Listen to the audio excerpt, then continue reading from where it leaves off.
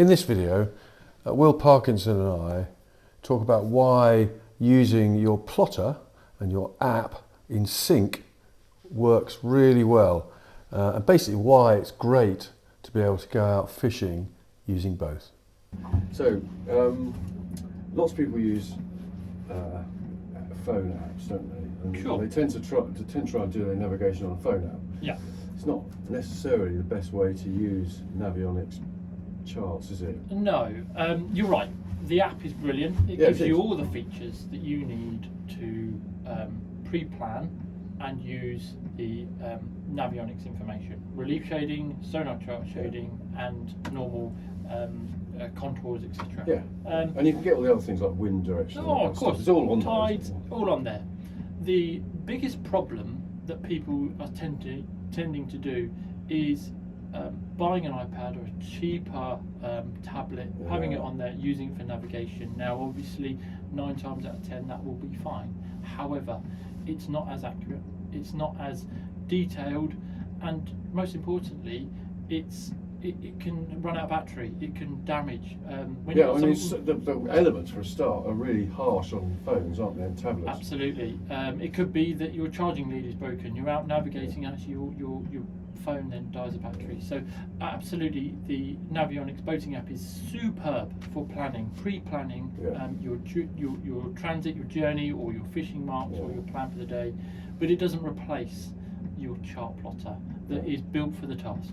Whether that be harsh conditions, cold conditions, hot conditions, it's built for it.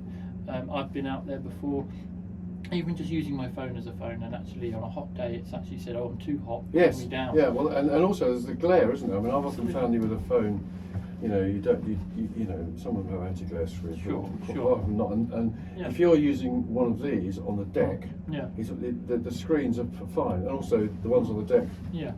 If you've got an open boat, obviously this is not. But No, exactly. It's weatherproof. I mean, Yeah. these things are really weatherproof, and it's always best, I think, isn't it, to have is not to rely on one method of navigation. No, and it's great to have a phone as a backup. 100%. If you had a problem with your chart plotter, your phone could act as a backup. But don't do it the other way around. Yeah. Don't use your plotter as a backup. Yeah. I think, and also with accuracy, the GPS module in a phone or tablet is a lot smaller than the ones built into a chart plotter or the ones on the roof, which they will give you pinpoint accuracy, where a mobile phone or a tablet could be up to 10-15 meters off. So you'll be missing the mark anyway.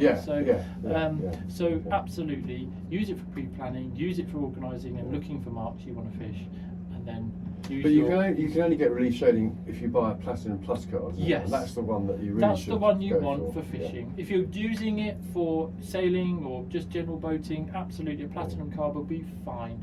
You can travel, you don't want to know what's below you, or you might be more interested, and yes, go for the Platinum Plus, which gives you all the features. But for an angler, the Platinum Plus one is an absolute must. Isn't Absolutely. It? And it's always best to have that as the main source of navigation, I would say. And also the screen's bigger, it's all.